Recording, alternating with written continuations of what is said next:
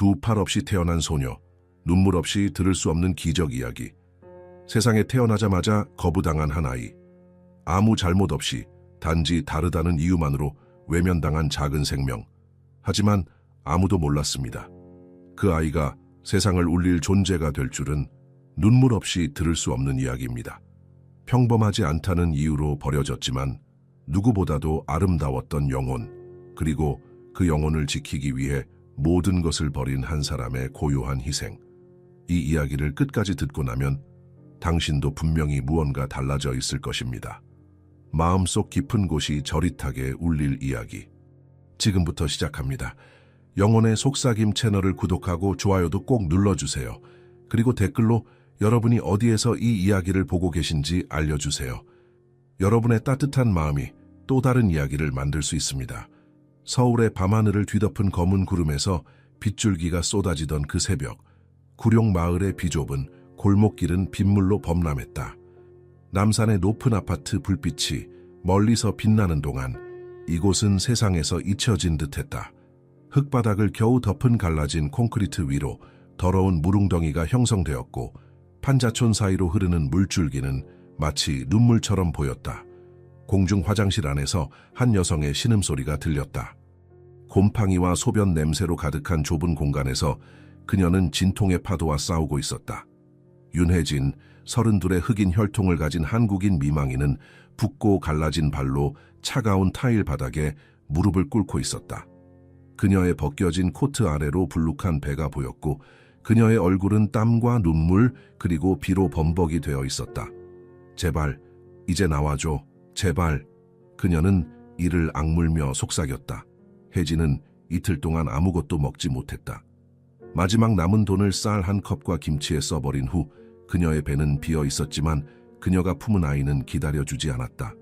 출산 예정일보다 3주 빨랐다. 그녀는 병원에 갈 생각이었지만 갑작스러운 진통은 그런 계획을 무너뜨렸다. 다시 한번 진통이 밀려왔고 혜진은 참을 수 없는 압박감을 느꼈다.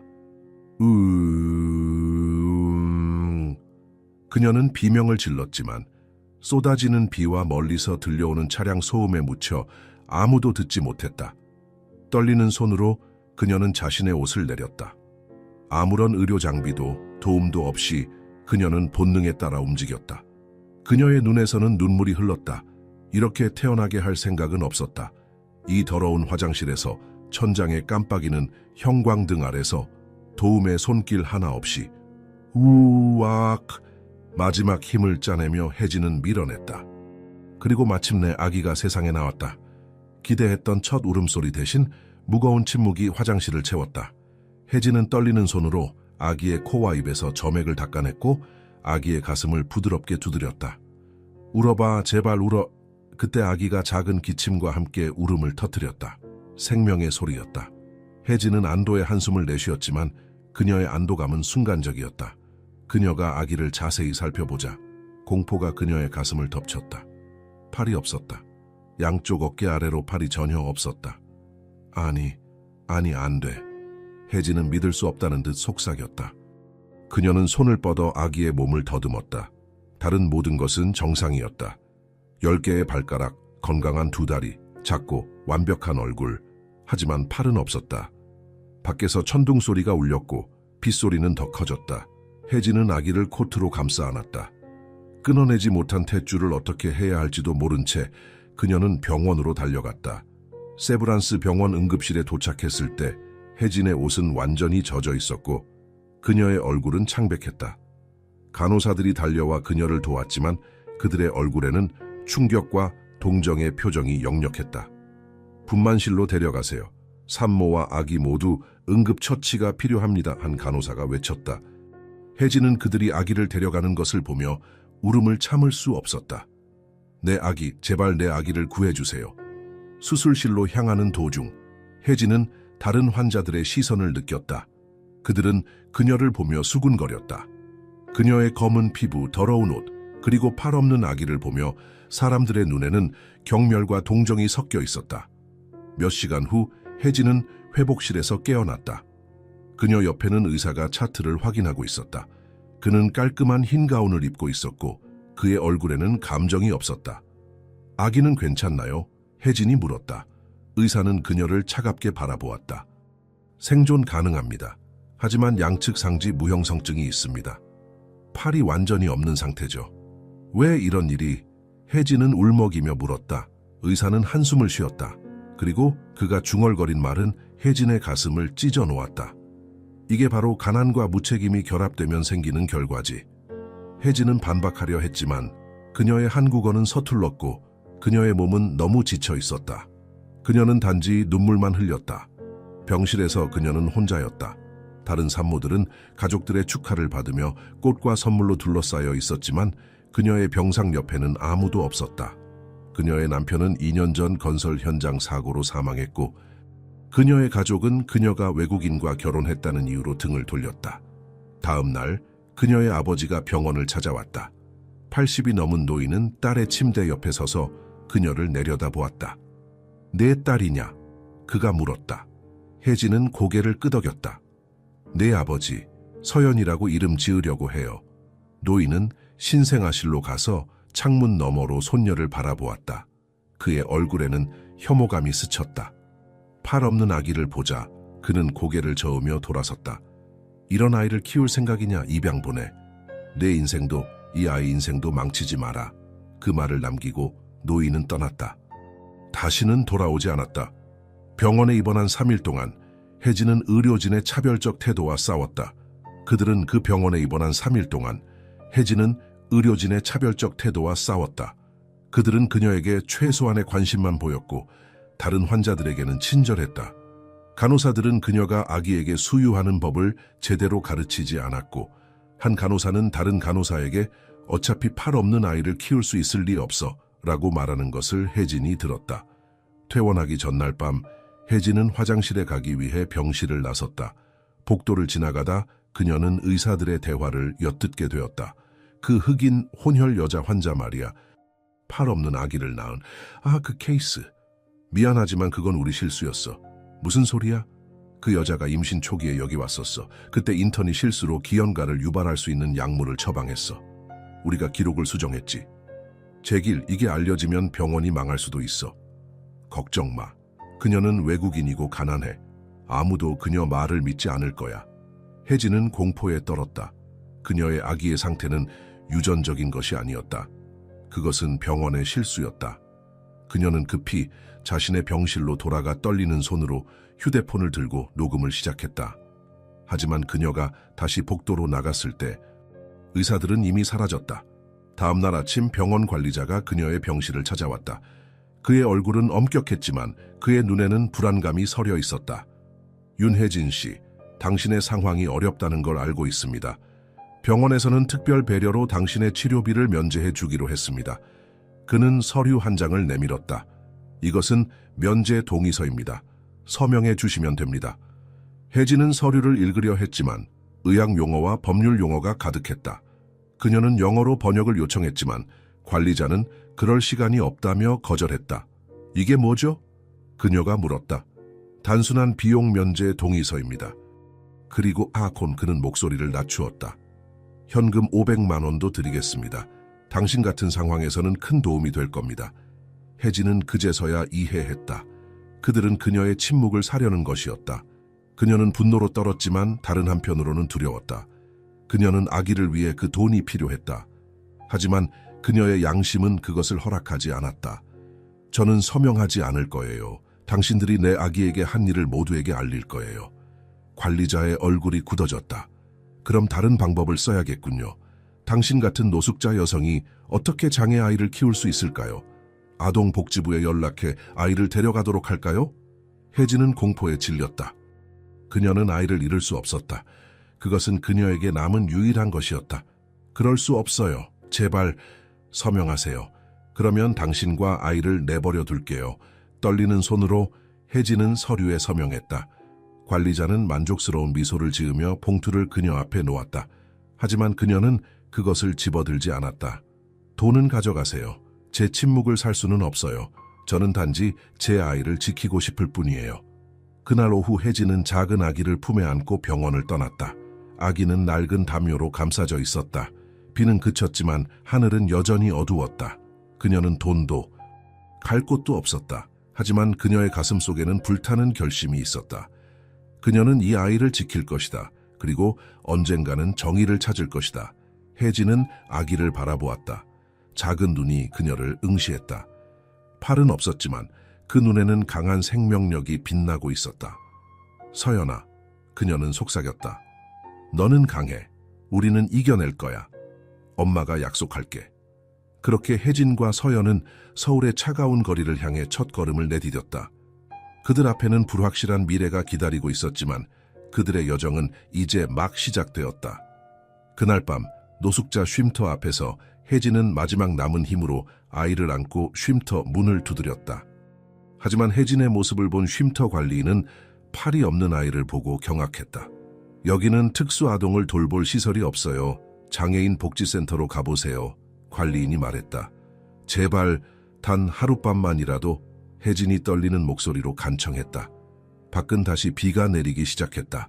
아기는 울음을 터뜨렸고 그 울음소리가 비 내리는 소리를 뚫고 관리인의 마음을 파고들었다. 잠시 망설임 끝에 관리인은 한숨을 쉬며 문을 열었다. 하룻밤만이에요. 내일은 다른 곳을 찾아야 해요. 그날 밤 혜진은 구석에 마련된 작은 매트리스에 누워 아이를 바라보았다. 아기의 작은 얼굴은 평화로워 보였지만 없어야 할 자리에 비어있는 팔을 보며 혜진의 눈에서는 눈물이 멈추지 않았다. 서연아. 혜진은 결심했다. 그녀의 딸 이름은 서연이 될 것이다. 세상에 서서 인연을 맺는다는 의미였다. 엄마가 내 팔이 되어 줄게. 네가 세상에서 꿈꾸는 모든 것을 이룰 수 있게 도와줄게. 그리고 그녀는 그날 밤 또 다른 결심을 했다. 그 병원과 그 의사들에게 언젠가는 정의를 요구할 것이다. 서연이 받은 부당함에 대해 세상이 알게 할 것이다. 하지만 지금은 살아남는 것이 우선이었다. 서연의 울음소리는 이제 더 이상 무시당하지 않을 것이다. 혜진은 그것을 확실히 할 것이다. 작은 서연이는 어머니가 떡볶이를 팔던 노량진역 주변에서 자랐다. 그 비좁고 시끄러운 환경 속에서도 혜진은 딸을 위한 작은 세계를 만들기 위해 최선을 다했다. 그들의 집은 역 근처 반지하방 한 칸짜리 방이었다. 벽지는 곰팡이가 피어 있었고 비가 오는 날이면 습기가 방 안을 가득 채웠지만 혜진은 그곳을 항상 청결하게 유지했고 서연의 그림으로 장식했다. 4살이 되던 해 서연이는 처음으로 자신이 다른 아이들과 다르다는 것을 완전히 깨달았다. 근처 놀이터에서 한 소년이 손가락으로 그녀를 가리키며 웃었을 때였다. 엄마, 저 아이는 왜 팔이 없어요? 소년이 물었다. 소년의 어머니는 당황한 표정으로 아이의 손을 잡아 끌며 자리를 떠났다. 쉿, 그런 말 하면 안 돼. 불쌍한 아이야. 서연이는 그 말을 모두 들었다. 그날 처음으로 자신의 몸을 부끄럽게 여겼다. 집으로 돌아오는 길에 그녀는 혜진의 스카프 속으로 얼굴을 파묻고 울었다. 엄마, 내 팔은 어디 있어? 왜 나만 달라? 서연이가 물었다. 혜진은 걸음을 멈추고 딸의 눈을 바라보았다. 그녀의 눈에는 눈물이 맺혔지만 목소리는 단단했다. 서연아, 너는 특별해. 네 몸은 다른 아이들과 다르게 생겼지만 그건 네가 특별한 일을 하기 위해 태어났다는 뜻이야. 너는 더 큰 마음과 더 강한 영혼을 가졌어. 그걸로 세상을 바꿀 수 있을 거야. 그날 밤 혜진은 서연에게 처음으로 종이 접기를 가르쳤다. 서연이는 발가락으로 종이를 집어들었고 처음에는 어색했지만 놀랍게도 몇 번의 시도 끝에 작은 종이학을 접을 수 있었다. 혜진은 그 모습을 보며 자랑스러움에 가슴이 벅차올랐다. 봐, 넌 발로도 이렇게 아름다운 것을 만들 수 있어.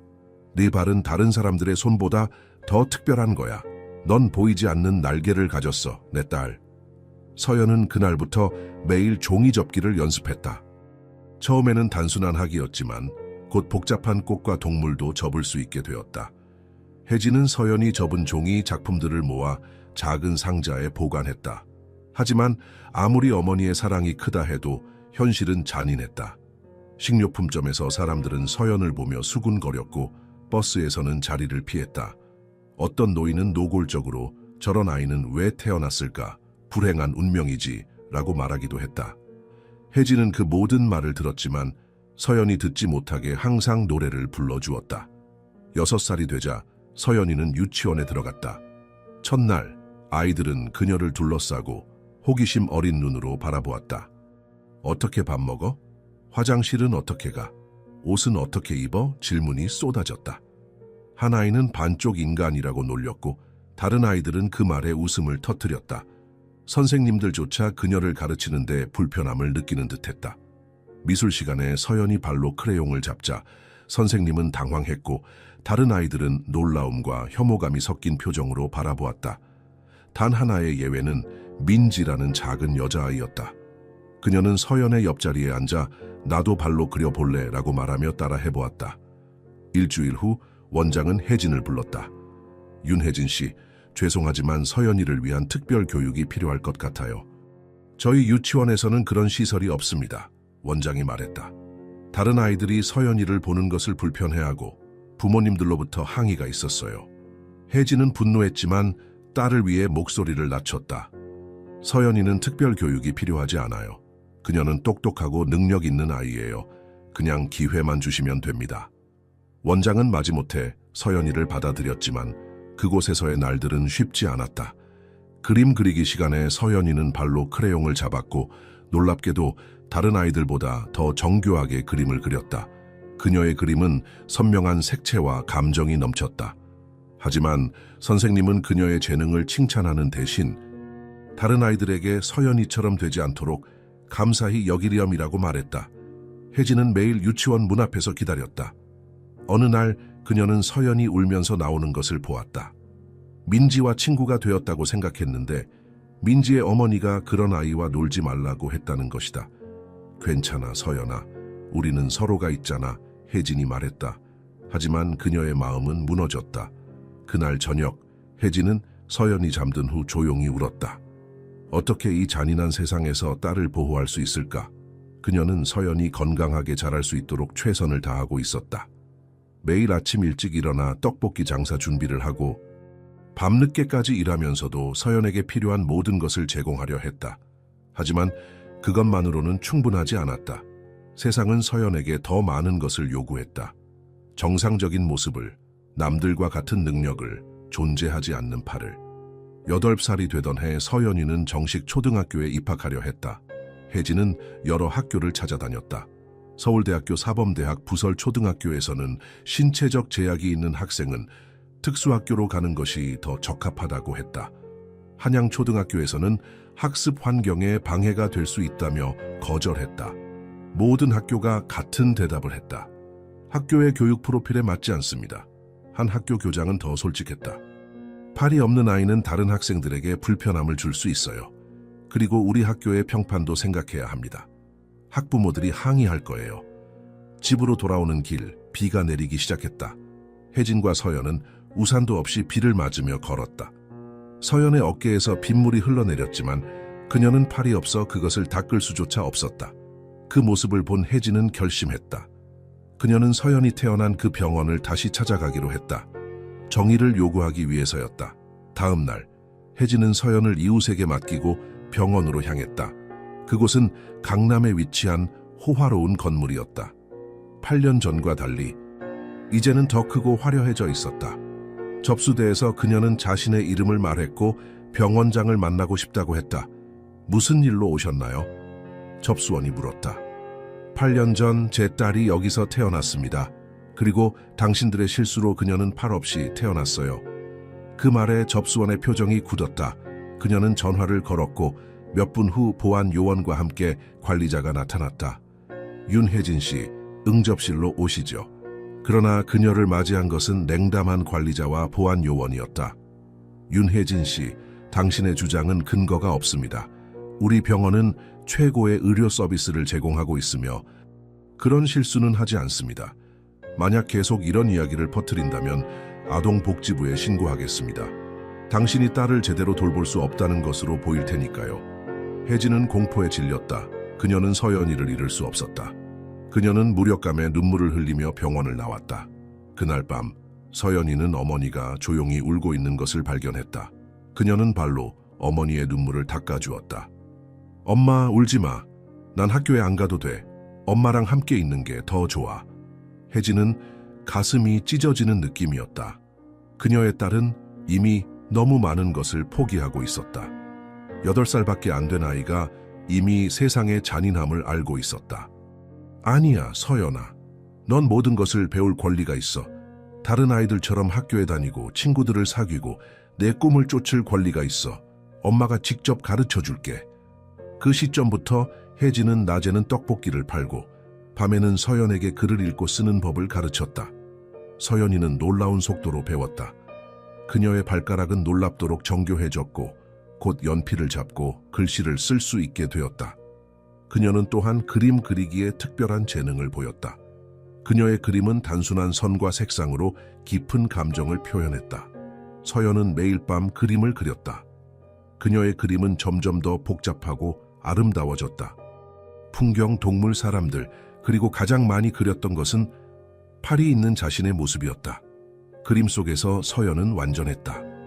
그녀는 두 팔로 나무를 안고 꽃을 따고 친구들과 손을 잡고 있었다.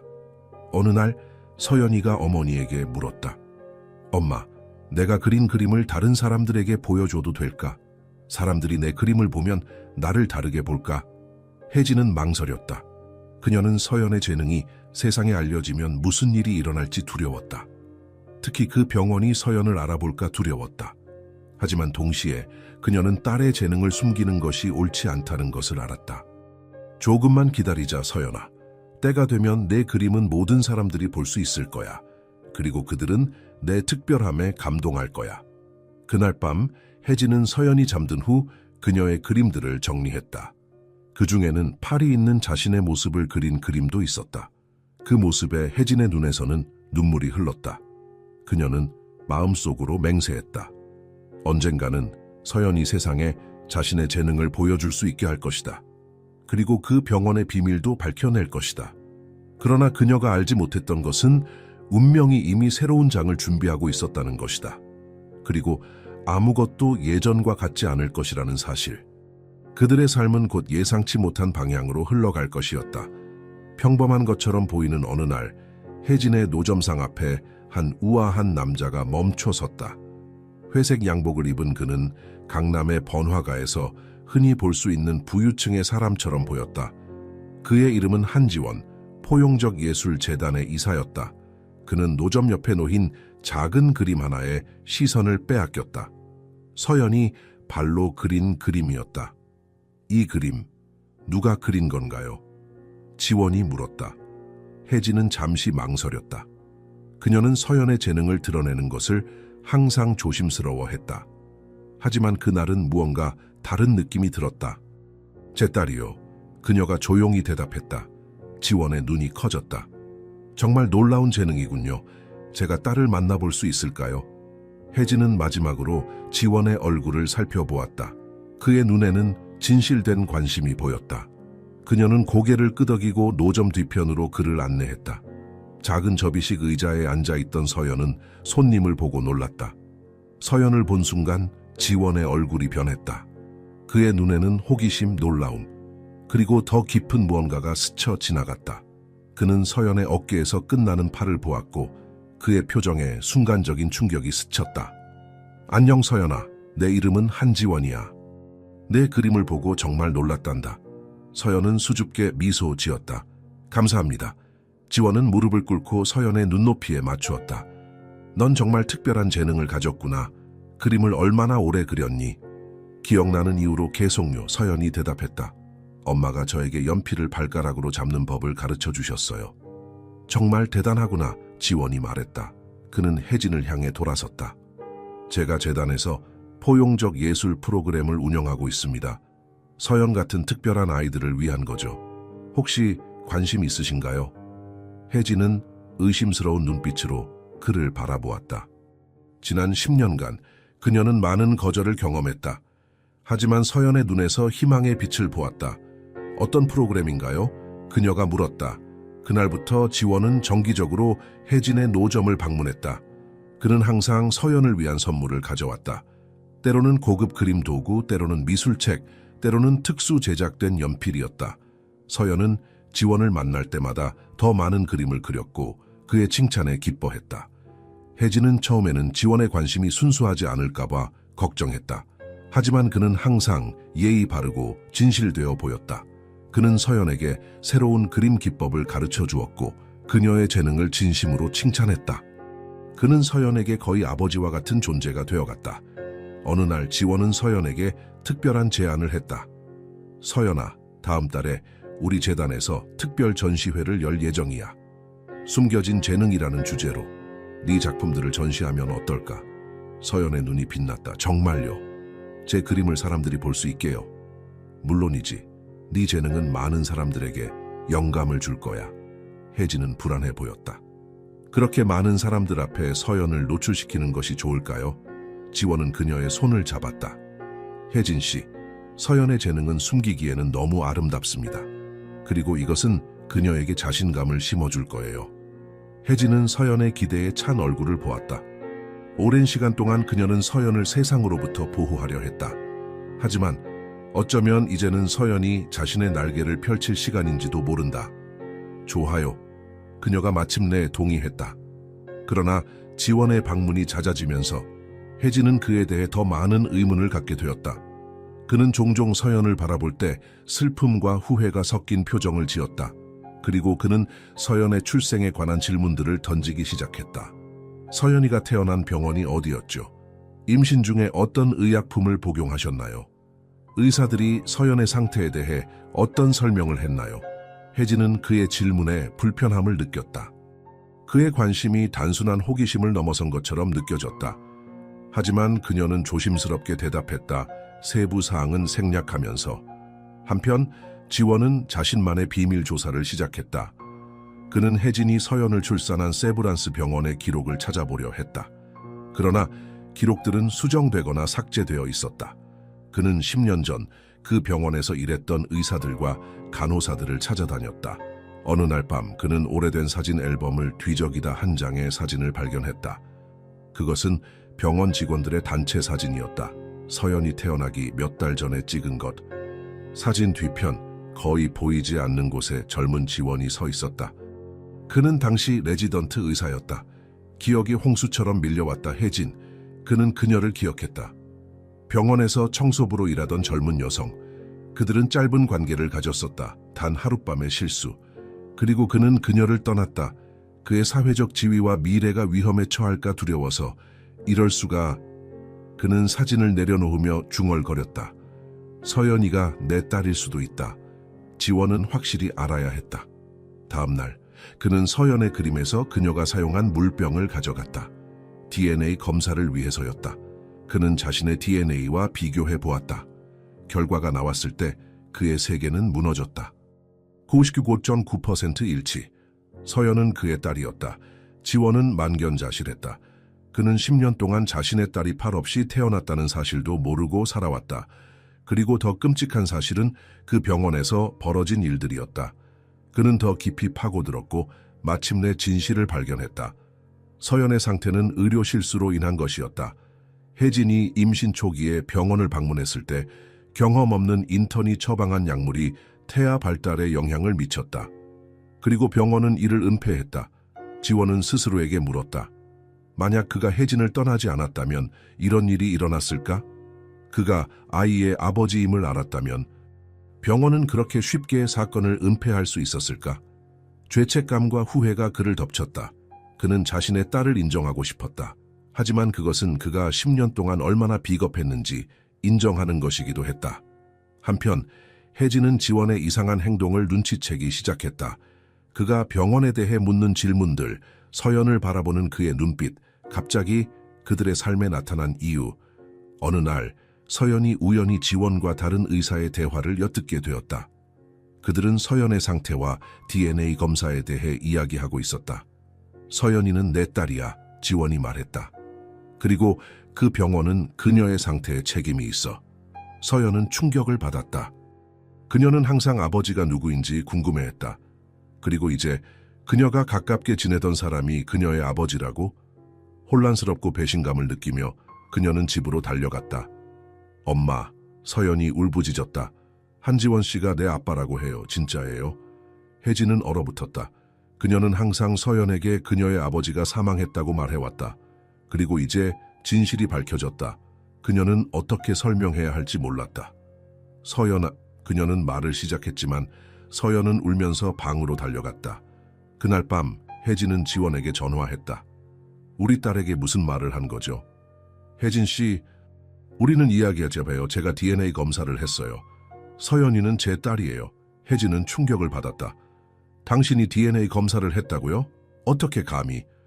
미안해요. 하지만 알아야 했어요. 그리고 이제 알게 되었어요. 서연이는 제 딸이고 저는 그녀의 인생에 관여하고 싶어요. 10년 전에는 그러지 않았잖아요. 혜진이 냉정하게 말했다. 당신은 날 버렸어요.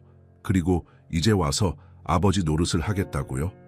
실수했어요. 지원이 인정했다. 하지만 이제 책임지고 싶어요. 그리고 병원에 대해서도 알게 되었어요. 그들이 서연의 상태에 책임이 있어요. 제가 도울 수 있어요. 혜진은 눈물을 참으며 대답했다. 우리는 10년 동안 당신 없이 잘 지냈어요. 서연이에게는 당신이 필요 없어요.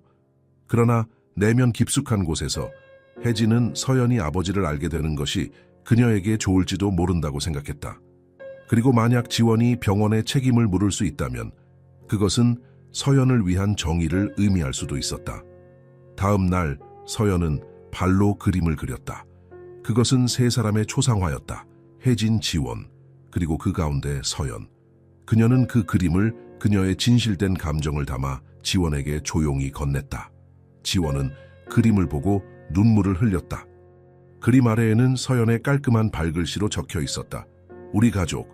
그 순간 모든 것이 무너지기 시작했다. 지원은 서연을 딸로 인정하고 싶었다. 혜진은 그것을 거부했다. 그녀는 그가 자격이 없다고 말했다. 하지만 서연 가슴을 찢는 성숙함으로 그들 사이에서 균형을 잡으려 했다. 한편 세브란스 병원은 지원이 내부 기록을 조사하고 있다는 소식을 들었다. 그들은 그를 막기 위한 캠페인을 시작했다. 그의 명성을 훼손하고 그의 재단에 압력을 가하고 법적 조치로 위협했다. 혜진, 서연, 그리고 지원 사이의 관계는 점점 더 복잡해졌다. 그들 모두 상처받고 혼란스럽고 그리고 어쩌면 치유의 가능성을 품고 있었다. 그리고 그 가운데 서연은 계속해서 그림을 그렸다. 그녀의 작품들은 더 깊고 더 감정적이 되었다. 마치 그녀의 팔 없는 상태가 그녀의 영혼을 더 깊이 보게 해준 것처럼. 잠자리에 들기 전 서연은 혜진에게 물었다.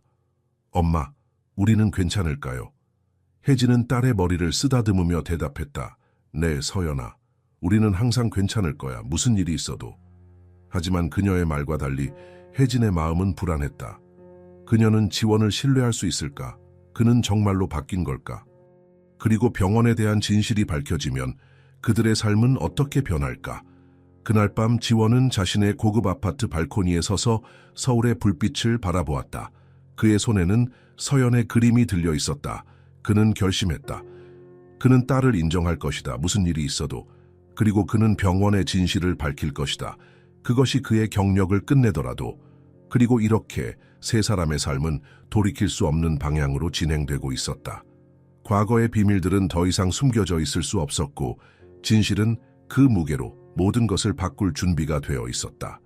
진실의 무게는 지원의 어깨를 짓눌렀다. 그의 고급 펜트하우스 안에서 그는 DNA 검사 결과를 다시 한번 확인했다. 99.9% 일치, 의심의 여지가 없었다. 서연은 그의 피와 살이었다. 그의 딸이었다. 손을 떨며 그는 위스키 한 잔을 가득 채웠다. 창밖으로 강남의 밤 풍경이 빛나고 있었지만 그의 마음은 어둠 속에 있었다. 어떻게 이런 일이? 그는 중얼거렸다. 10년 전 지원은 세브란스 병원에서 유망한 젊은 의사였다. 그의 앞에는 찬란한 미래가 펼쳐져 있었다. 부유한 가문 출신인 그는 최고의 교육을 받았고 최고의 직업을 갖고 있었다. 그리고 그때 그는 혜진을 만났다. 병원 청소부로 일하던 젊고 아름다운 여성이었다. 그녀의 검은 피부와 외국인의 느낌이 그를 매혹시켰다. 그것은 금지된 열정이었다.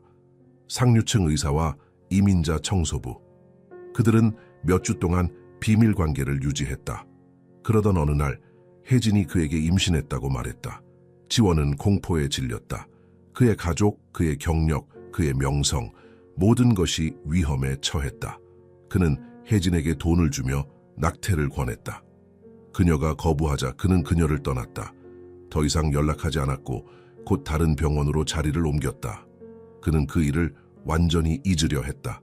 그리고 이제 10년 후 운명은 그를 다시 그의 과거와 마주하게 했다. 그의 딸, 그가 버린 아이가 그의 삶에 다시 나타났다. 팔 없이. 그리고 그것은 모두 그의 잘못이었을지도 모른다. 지원은 노트북을 열고 오래된 의료 기록들을 검토했다. 그가 지난 몇 주 동안 비밀리에 수집한 것들이었다. 그가 병원을 떠난 후 혜진은 산전 관리를 위해 그 병원에 계속 다녔다. 그리고 그때 경험 없는 인턴 의사가 그녀에게 실험적인 약물을 처방했다. 그 약물은 태아의 사지 발달에 심각한 영향을 미칠 수 있다는 경고가 있었지만 그 인턴은 그것을 놓쳤다. 병원은 실수를 알아차렸지만 법적 책임을 피하기 위해 기록을 조작했다. 지원은 이 말을 문지르며 한숨을 내쉬었다. 그의 옛 동료들, 그가 존경했던 의사들이 이런 비열한 일에 연루되어 있었다. 다음 날 아침, 지원은 병원의 전 행정 담당자인 박민호를 만났다. 이제 은퇴한 민호는 마음의 짐을 덜고 싶어 했다. 한지원 씨, 이건 병원에서 일어난 최악의 은폐 사건 중 하나였어요. 민호가 카페 구석자리에서 속삭였다. 당시 병원장은 모든 증거를 없애라고 지시했어요. 혜진 씨가 외국인이고 가난하다는 점을 이용했죠. 누구도 그녀의 말을 믿지 않을 거라 생각했으니까요. 그리고 저는 그 아이의 아버지였군요. 지원이 쓰라린 목소리로 말했다. 민호의 눈이 커졌다. 당신이 몰랐어요? 10년 동안 몰랐어요. 지원이 대답했다. 그리고 이제 너무 늦었어요. 늦지 않았어요. 민호가 말했다. 당신은 아직 그 아이의 인생에 긍정적인 영향을 미칠 수 있어요. 그리고 병원에 책임을 물을 수도 있고요. 지원은 고개를 끄덕였다. 도와주셔서 감사합니다. 제가 필요한 모든 증거를 갖게 되면 진실을 공개할 겁니다. 그날 오후 지원은 혜진을 만나기로 했다. 그는 노량진역 근처의 작은 공원에서 그녀를 기다렸다. 혜진이 도착했을 때 그녀의 얼굴은 긴장으로 굳어 있었다. 무서운 말을 하고 싶으신가요? 그녀가 물었다. 지원은 깊게 숨을 들이마셨다. 제가 모든 걸 알게 되었어요. 병원이 서연에게 한 일, 그리고 제가 그녀의 아버지라는 사실을. 혜진의 눈에 분노가 타올랐다. 10년이나 지난 후에 이제 와서 그런 말을 하시나요? 당신은 나를 버렸어요. 임신했다고 말했을 때 당신은 등을 돌렸어요. 알아요. 용서받을 수 없는 일이에요. 지원이 대답했다. 하지만 이제 책임을 지고 싶어요. 서연의 인생에 함께하고 싶어요. 그리고 병원이 저지른 잘못에 대해 책임을 물을 거예요. 지금 와서요? 혜진이 비웃었다. 우리가 얼마나 고통받았는지 알아요. 서연이 학교에서 따돌림 당하고 선생님들에게 거부당하고 매일 밤 왜 나는 팔이 없어요? 라고 물을 때 당신은 어디 있었어요? 지원은 고개를 떨구었다. 그의 눈에서는 진심 어린 눈물이 흘렀다. 미안해요. 정말 미안해요. 제가 한 일을 되돌릴 수는 없지만 지금부터라도 올바른 일을 하고 싶어요. 혜진은 잠시 침묵했다. 그녀는 서연의 얼굴을 떠올렸다. 딸이 항상 아버지에 대해 궁금해했던 것, 그림의 가족을 그릴 때 항상 남자 형상을 포함시켰던 것. 어쩌면 서연에게는 아버지가 필요할지도 모른다. 증거가 있나요? 그녀가 마침내 물었다. 병원이 한 일에 대한. 지원은 고개를 끄덕였다. 있어요. 그리고 더 많은 것을 모으고 있어요. 제가 과거에 잘못했지만 이제는 서연을 위해 싸울 거예요. 혜진은 한숨을 내쉬었다. 서연이 알아야 해요. 모든 진실을. 당신이 그녀의 아버지라는 것, 그리고 왜 그동안 우리 곁에 없었는지. 알겠어요. 지원이 대답했다. 모든 것을 말할게요. 다음 날, 지원은 서연을 만났다. 그들은 한강공원의 벤치에 앉았다. 서연은 발로 스케치북을 들고 있었다. 서연아, 내게 말해야 할 중요한 이야기가 있어. 지원이 조심스럽게 말을 시작했다. 제가 이미 알아요. 서연이 대답했다. 그녀의 눈은 나이에 비해 현명해 보였다. 당신이 제 아버지라는 거요. 지원은 놀랐다. 어떻게 알았니? 당신과 그 의사 선생님이 이야기하는 걸 들었어요. 그리고 저는 항상 느꼈어요. 당신이 처음 우리를 만났을 때부터 뭔가 특별한 연결고리가 있다고요. 지원은 눈물을 참으며 고개를 끄덕였다. 내 말이 맞아. 그리고 내가 너와 네 어머니에게 저지른 일에 대해 정말 미안해. 내가 비겁했어. 왜 우리를 떠났어요? 서연이 직접적으로 물었다. 지원은 진실을 말하기로 결심했다. 그때 난 어리석고 겁이 많았어. 내 가족과 경력만 생각했지. 네 어머니가 임신했다고 말했을 때 난 겁에 질려서 도망쳤어. 그건 내 인생에서 가장 큰 실수였지. 서연의 눈에 눈물이 고였다. 그리고 제 팔에 대해서는요? 그것도 당신 때문인가요? 지원은 깊게 숨을 들이마셨다. 간접적으로는 그럴 수 있어. 내가 떠난 후 네 어머니는 혼자 산전 관리를 받았어. 그리고 그때 병원에서 실수가 있었어. 의사가 네 팔 발달에 영향을 미치는 약물을 처방했지. 서연은 잠시 침묵했다. 그녀의 어린 마음은 이 모든 정보를 처리하려고 노력했다. 그래서 이제 어떻게 되는 거죠? 그건 네가 결정할 수 있어, 지원이 말했다. 난 네 인생에 참여하고 싶어. 네 아버지가 되고 싶어. 하지만 네가 원하지 않는다면 난 이해할게. 서연은 한참 동안 생각에 잠겼다. 그녀의 발가락이 스케치북 페이지를 넘기는 동안 그녀의 마음은 복잡한 감정으로 가득 찼다. 마침내 그녀는 새 페이지를 펼치고 크레용을 집어들었다. 저는 당신이 저의 아버지라는 걸 항상 느꼈어요. 그녀가 그림을 그리기 시작하며 말했다. 그리고 엄마에게 아빠에 대해 물을 때마다 그녀의 눈에는 슬픔이 있었어요. 이제 그 이유를 알게 되었네요. 지원은 서연이 그림을 그리는 놀라운 기술에 감탄했다. 그녀의 발가락은 놀라운 정확도로 크레용을 다뤘다. 네가 정말 특별한 재능을 가졌구나. 엄마가 가르쳐 주셨어요. 서연이 미소 지었다. 엄마는 제가 무엇이든 할 수 있다고 항상 말씀하셨어요. 그녀의 말에 지원의 눈에 눈물이 고였다. 그가 버린 여성이 그의 딸을 얼마나 사랑으로 키웠는지, 그리고 그가 얼마나 많은 것을 놓쳤는지 깨달았다. 혜진 씨는 정말 놀라운 어머니구나. 그가 말했다. 서연은 고개를 끄덕였다. 세상에서 가장 좋은 엄마예요. 그녀는 저를 위해 모든 것을 희생했어요. 지원은 마음속 깊은 곳에서 결심을 굳혔다. 그는 혜진과 서연이 겪은 고통을 보상할 수는 없지만 적어도 그들의 미래를 더 밝게 만들 수 있을 것이다. 서연아, 내가 한 가지 약속을 할게. 그가 진지하게 말했다. 난 병원이 저지른 일에 대해 책임을 물을 거야. 그리고 네가 원하는 한 난 네 곁에 있을 거야. 서연은 그림을 완성했다. 그것은 세 사람의 모습이었다. 혜진, 지원, 그리고 서연. 그들은 손을 잡고 있었다. 서연의 경우에는 발을, 그리고 모두 미소 짓고 있었다. 그림 아래에는 간단한 글이 적혀 있었다. 우리 가족. 지원은 그림을 받아들고 감동의 눈물을 흘렸다. 고마워, 서연아. 그날 저녁, 지원은 혜진에게 서연과의 대화에 대해 이야기했다. 혜진의 눈에는 여전히 불신이 있었지만 그녀는 서연을 위해 지원에게 기회를 주기로 결심했다. 서연이가 당신을 아버지로 받아들이기로 했다면 저는 방해하지 않을게요. 그녀가 말했다. 하지만 만약 당신이 그녀를 다시 한번 상처 입히면 절대로 용서하지 않을 거예요. 이해해요. 지원이 진지하게 대답했다. 제가 두 분을 실망시키지 않도록 최선을 다할게요. 그리고 병원에 대해서는 제가 증거를 더 모았어요. 우리는 그들에게 책임을 물을 수 있어요. 어떤 증거요? 혜진이 물었다. 지원은 가방에서 서류 더미를 꺼냈다.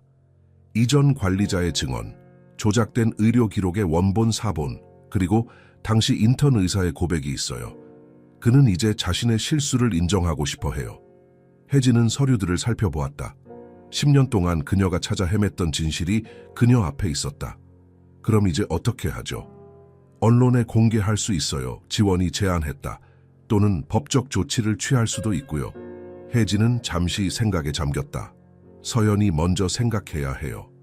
이 모든 게 공개되면 그녀의 삶이 어떻게 바뀔지 고려해야 해요.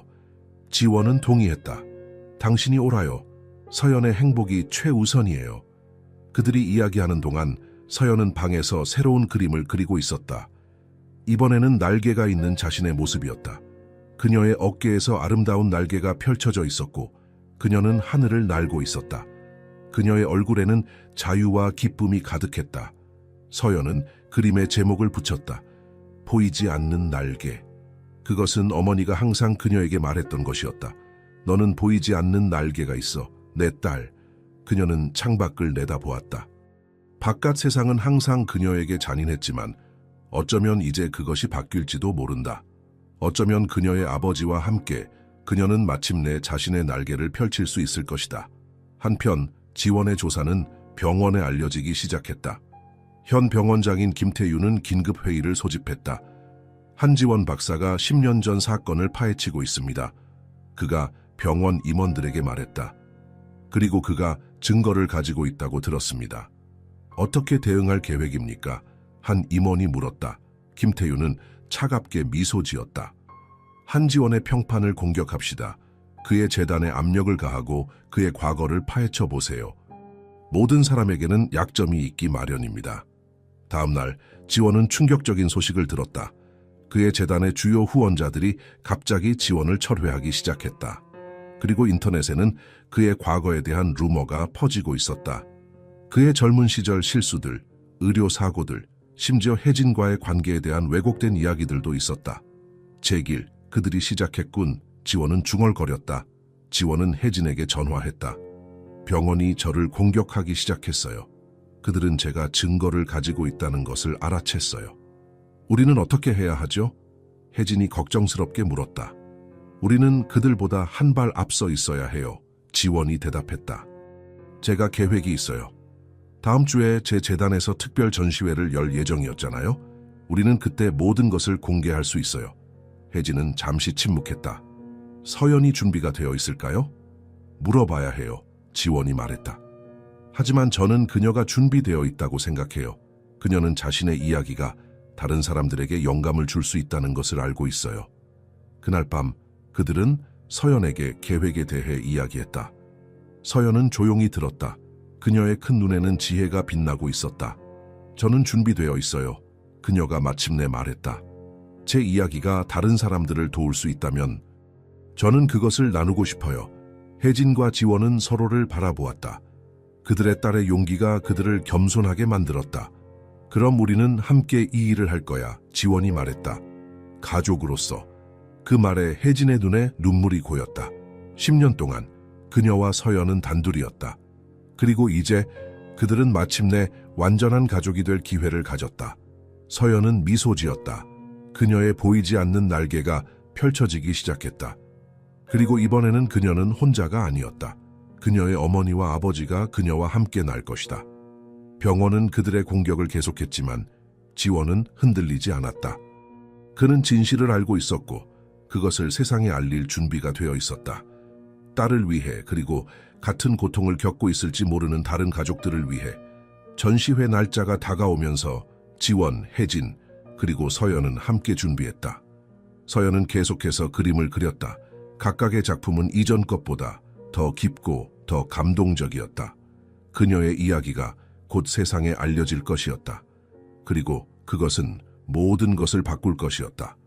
진실은 마침내 빛을 볼 준비가 되어 있었다.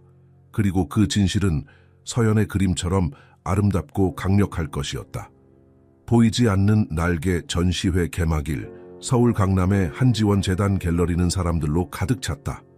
언론 예술계 인사들 그리고 호기심 많은 일반 관람객들이 모여들었다.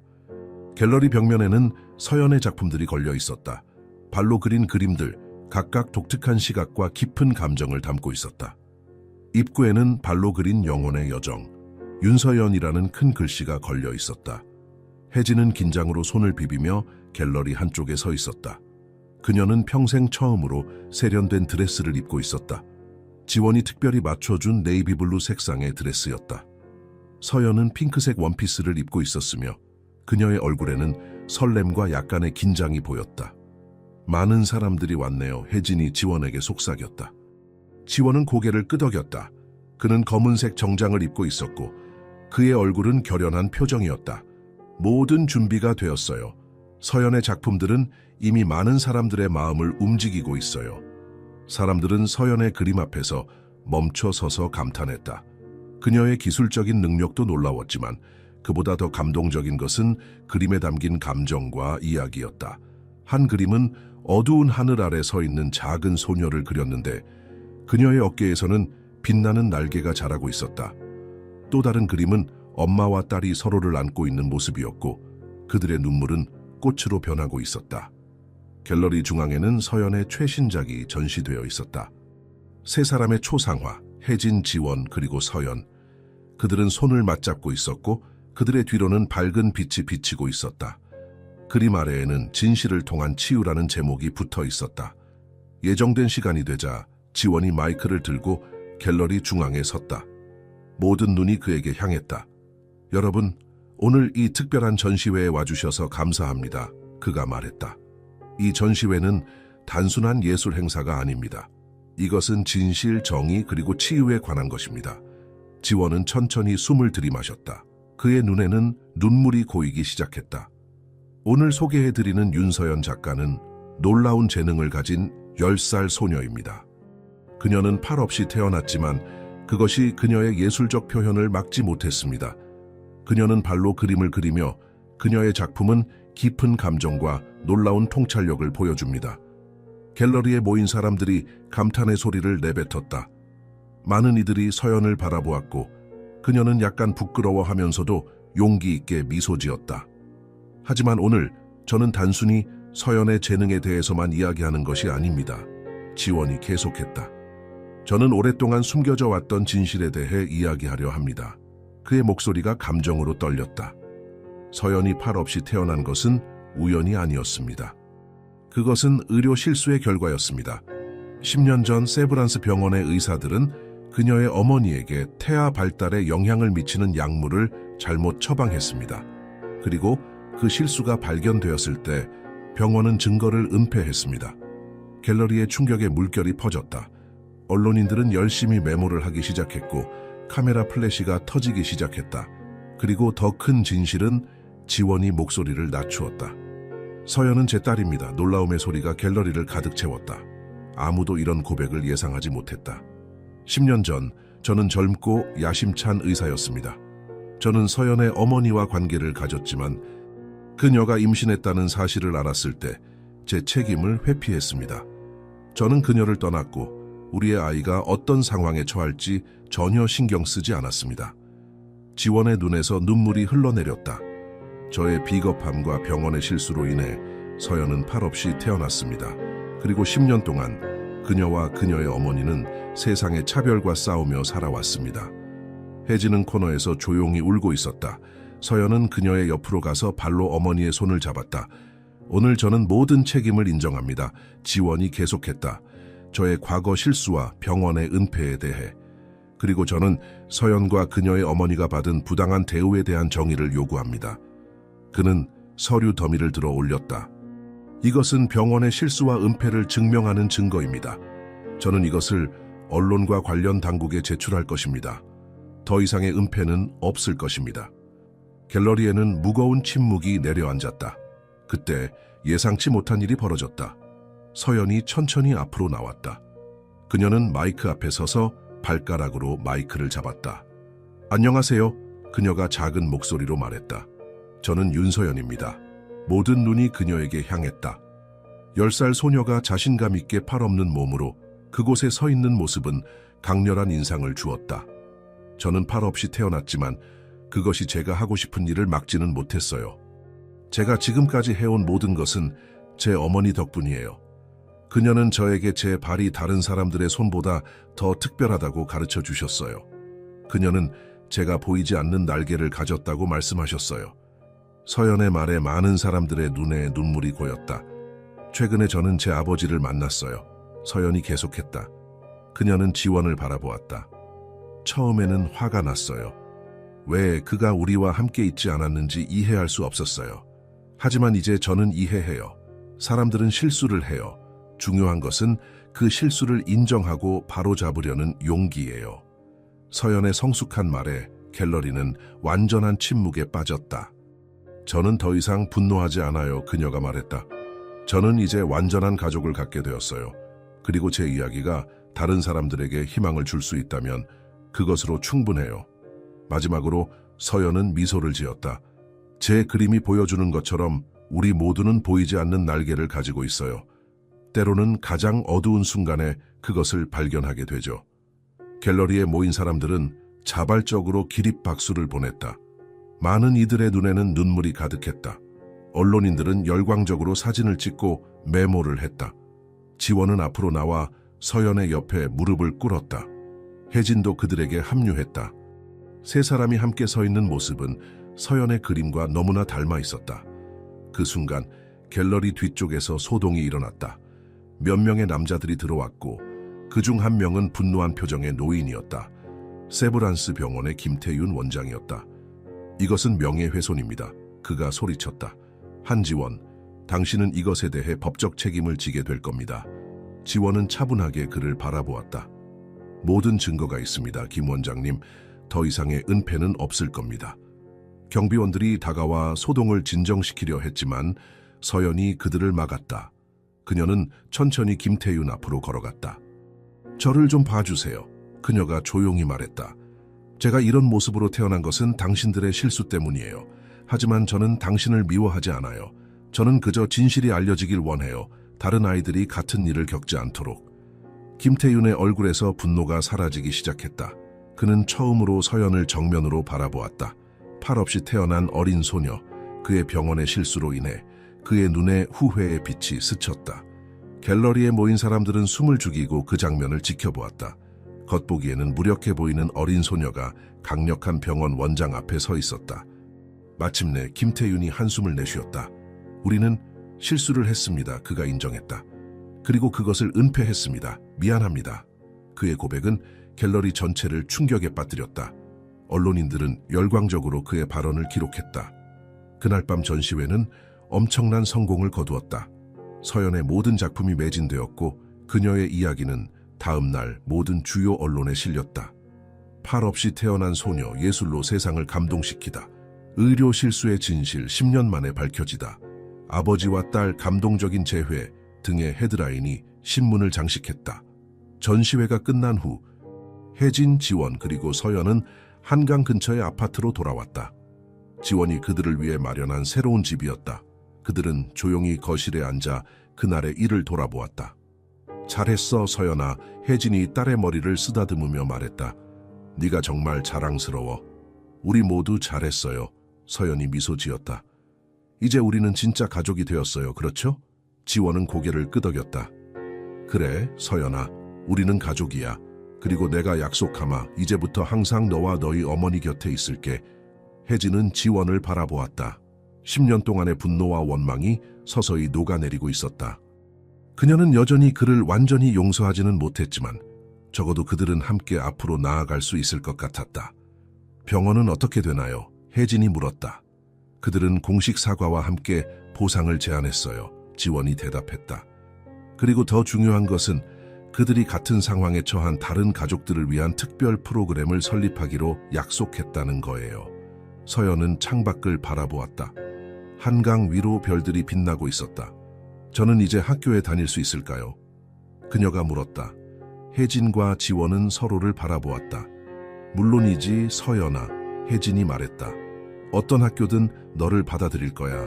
지원이 동의했다. 그리고 그렇지 않다면 우리가 새로운 학교를 만들 거야. 모든 아이들이 환영받는 학교를. 서연은 희망에 찬 눈으로 미소 지었다. 그녀의 꿈은 이제 가능해 보였다. 그날 밤 늦게 서연이 잠든 후 혜진은 발코니에서 혼자 있었다. 지원이 그녀에게 합류했다. 생각이 많으신 것 같네요. 그가 조용히 말했다. 혜진은 고개를 끄덕였다. 오늘은 정말 긴 하루였어요. 후회하세요? 지원이 물었다. 혜진은 한참 동안 생각에 잠겼다. 아니요. 그녀가 마침내 대답했다. 서연이 행복해 보여요. 그리고 그것이 제가 항상 원했던 전부예요. 지원은 조심스럽게 그녀의 손을 잡았다. 놀랍게도 그녀는 손을 빼지 않았다. 혜진 씨, 저는 우리가 잃어버린 10년을 보상할 수 없다는 것을 알아요. 하지만 저는 앞으로의 날들을 더 좋게 만들기 위해 최선을 다할게요. 서연을 위해서, 그리고 당신을 위해서.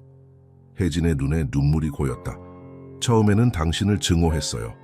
당신이 우리를 버렸을 때 저는 매일 밤 당신을 저주했어요. 하지만 이제는 저도 모르겠어요. 서연이 당신을 용서했다면 어쩌면 저도 그럴 수 있을지도 모르겠어요. 지원은 미소 지었다. 그것은 시작이었다. 작은 시작이지만 그것으로 충분했다. 다음 날 아침, 서연은 새 학교의 첫날을 맞이했다. 지원이 특별히 선택한 학교였다. 포용적 교육으로 유명한 곳이었다. 학교 교장은 서연의 이야기를 듣고 직접 그녀를 환영했다. 윤서연 학생, 우리 학교에 온 것을 환영합니다. 교장이 따뜻하게 말했다. 당신의 재능과 용기는 우리 모두에게 영감이 될 것입니다. 서연은 생애 처음으로 정식 학교에 다니게 되었다. 그녀는 교실에 들어가 다른 아이들과 함께 앉았다. 처음에는 몇몇 아이들이 호기심 어린 눈으로 그녀를 바라보았지만 그들은 곧 친절하게 그녀를 환영했다. 혜진은 학교 문 밖에서 걱정스럽게 기다렸다. 지원이 그녀 옆에 서 있었다. 그녀는 괜찮을까요? 혜진이 물었다. 지원은 미소 지었다. 물론이죠. 서연은 강해요. 그녀는 당신을 닮았어요. 혜진은 처음으로 진심 어린 미소를 지원에게 보냈다. 그것은 용서는 아니었지만 새로운 시작의 약속이었다. 그들이 집으로 돌아가는 길에 혜진의 전화가 울렸다. 그녀가 전화를 받자 그녀의 얼굴이 창백해졌다. 무슨 일이에요? 지원이 물었다.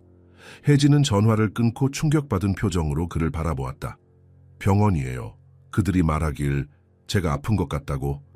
지원의 얼굴이 걱정으로 가득 찼다. 어떤 의미예요? 그들이 제 검사 결과를 확인했대요. 전시회 전에 했던 정기 검진이요. 암이래요. 말기래요. 지원은 말을 잃었다. 바로 그때 그들이 함께 새로운 인생을 시작하려는 순간에 또 다른 비극이 그들을 기다리고 있었다. 서연의 말에 갤러리를 가득 채운 사람들이 감동의 박수를 보냈다. 많은 이들의 눈가에는 눈물이 고여 있었다. 그 순간 서연은 발로 조심스럽게 마이크를 내려놓고 지원에게 다가갔다.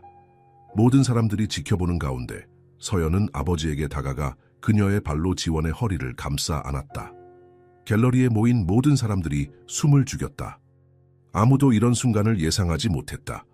팔 없는 소녀가 발로 아버지를 껴안는 그 장면은 말로 표현할 수 없는 감동을 주었다. 지원은 눈물을 쏟으며 딸을 안았고 그의 어깨는 흐느낌으로 떨렸다. 그 장면을 담은 사진과 영상은 순식간에 인터넷에 퍼졌다. 보이지 않는 날개, 진실의 힘, 서연이의 용기라는 해시태그와 함께 SNS를 뒤덮었다. 그날 밤 서연의 이야기는 전국 뉴스의 헤드라인을 장식했고 다음 날 아침에는 모든 주요 신문의 한 면을 차지했다. 전시회 후 일주일이 지난 어느 오후 혜진은 갑작스러운 복통을 느꼈다. 처음에는 그저 피로 때문이라고 생각했다. 전시회 준비와 언론의 관심으로 몸이 지쳐 있었기 때문이다. 하지만 통증은 계속되었고 마침내 지원의 권유로 병원을 찾았다. 진단 결과는 충격적이었다. 말기 췌장감, 이미 간으로 전이가 된 상태였다. 얼마나 남았나요? 혜진이 담당 의사에게 물었다. 의사는 무거운 표정으로 대답했다. 정확히 말하기는 어렵습니다만 몇 개월 정도로 보입니다. 혜진은 묵묵히 이 소식을 받아들였다. 그녀의 첫 생각은 서연이었다. 그녀가 없으면 서연은 어떻게 될까? 하지만 이제 서연에게는 아버지가 있었다. 그리고 지원은 서연을 사랑하고 있었다. 혜진은 병원 로비에서 기다리고 있는 지원에게 진단 결과를 알렸다. 지원의 얼굴이 창백해졌다. 치료 방법이 있을 거예요. 그가 단호하게 말했다. 최고의 의사들을 찾아볼게요. 해외 치료도 알아볼 거예요. 혜진은 쓸쓸하게 미소 지었다. 이미 늦었어요, 지원 씨. 하지만 괜찮아요. 서연이 당신과 함께 있다면 저는 안심하고 갈 수 있어요. 그런 말 하지 마세요. 지원이 흐느꼈다. 우리는 이제 막 가족이 되었어요. 이제 막 시작이에요. 그날 밤 그들은 서연에게 진실을 말하지 않기로 결정했다. 아직은 아니었다. 서연이 새 학교에 적응하고 새로운 삶을 시작하는 중요한 시기였다. 나쁜 소식은 조금 기다릴 수 있었다. 다음 몇 주 동안 혜진의 상태는 급격히 악화되었다. 그녀는 입원했고 지원은 최고의 의료팀을 구성했다. 하지만 모든 의사들의 진단은 같았다. 기적이 없다면 혜진은 몇 달을 넘기지 못할 것이다. 서연은 매일 방과 후 병원에 와서 어머니와 시간을 보냈다. 그녀는 혜진의 건강이 좋지 않다는 것을 알고 있었지만 상황이 얼마나 심각한지는 아직 모르고 있었다. 엄마, 오늘 학교에서 그림 대회에서 1등 했어요. 서연이 자랑스럽게 말했다. 혜진은 약해진 몸으로 미소 지었다. 정말 자랑스러워, 내 딸. 네 그림을 보여줄래? 서연은 발로 가방을 열어 그림을 꺼냈다. 그것은 엄마, 아빠, 그리고 서연이 함께 공원에서 피크닉을 즐기는 모습이었다. 그들은 웃고 있었고 하늘은 맑았다. 언젠가 우리가 정말로 이렇게 피크닉을 갈 수 있을까요, 엄마? 서연이 물었다. 혜진의 눈에 눈물이 고였다. 물론이지, 서연아. 언젠가는. 혜진의 병 때문에 지원은 서연의 전적인 보호자가 되어가고 있었다. 그는 서연을 학교에 데려다주고 숙제를 도와주고 그녀의 미술 레슨을 계속 지원했다. 처음에는 어색했지만 점차 그들은 진정한 부녀 관계를 형성해갔다. 어느 날 밤 혜진의 상태가 위급해졌다. 의사들은 지원에게 가족들에게 연락하라고 권했다. 시간이 얼마 남지 않았다. 지원은 서연을 병원으로 데려왔다. 그는 조용히 서연에게 진실을 말했다. 서연아, 엄마가 많이 아프셔. 의사들이 엄마를 더 이상 도울 수 없대. 서연의 눈이 커졌다. 그게 무슨 뜻이에요, 아빠? 엄마가 곧 하늘나라에 가실 거야. 지원이 흐느끼며 말했다. 서연의 눈에서 눈물이 흘러내렸다. 안 돼요. 엄마는 갈 수 없어요. 우리는 이제 막 가족이 되었는데. 지원은 서연을 안아주었다. 알아, 서연아. 하지만 때로는 우리가 이해할 수 없는 일들이 일어나기도 해. 지금 엄마에게 가서 네가 얼마나 엄마를 사랑하는지 말해주자. 그들은 혜진의 병실로 들어갔다. 혜진은 산소 마스크를 끼고 있었지만 서연과 지원을 보자 약하게 미소 지었다. 그녀는 마스크를 벗으려 했고 간호사는 잠시 동안 허락했다. 서연아, 혜진이 속삭였다. 내 소중한 딸. 서연은 침대 옆으로 다가가 발로 어머니의 손을 잡았다. 엄마, 가지 마세요. 제발. 혜진은 딸의 얼굴을 쓰다듬었다.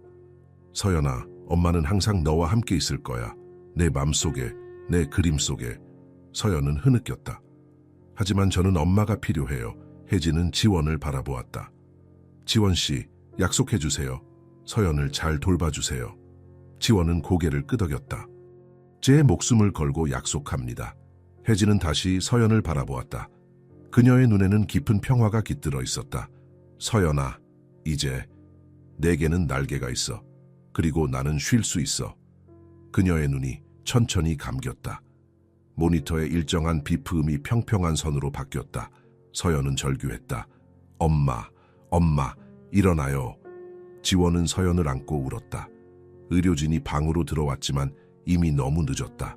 혜진은 평화롭게 세상을 떠났다. 장례식은 간소하지만 의미 있게 치러졌다. 전시회를 통해 서연의 이야기를 알게 된 많은 사람들이 참석했다. 서연은 묵묵히 의식을 지켜보았다. 그녀의 눈에는 눈물이 마르지 않았지만 그녀의 모습에는 이상한 힘이 있었다. 장례식 후 서연은 며칠 동안 그림을 그리지 않았다.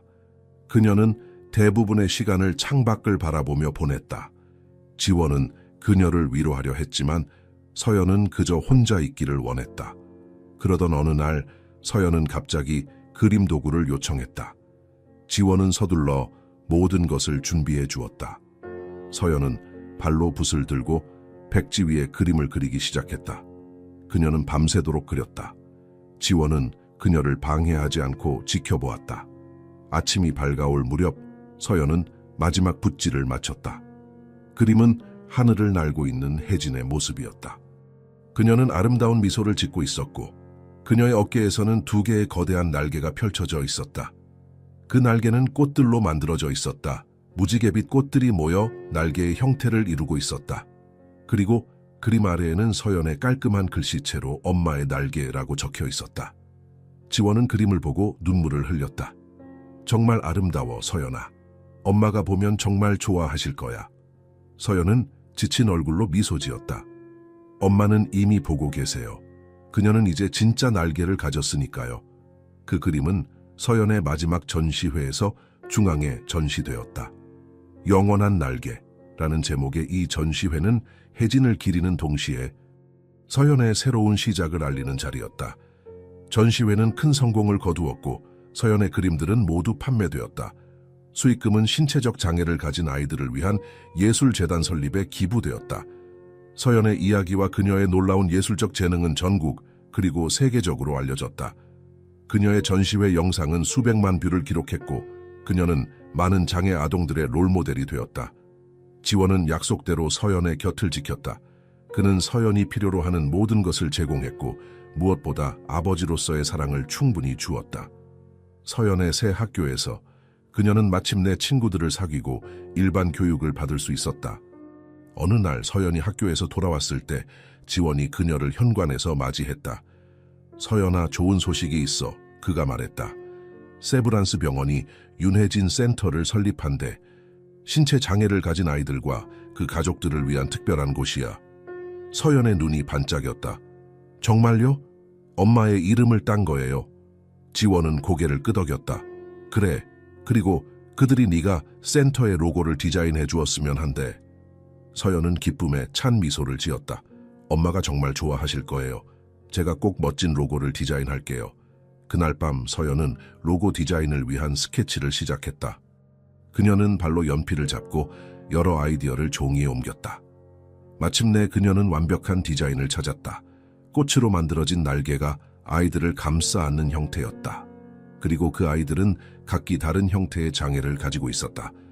이게 바로 엄마가 항상 말씀하셨던 거예요. 서연이 지원에게 설명했다. 우리 모두는 보이지 않는 날개가 있어요.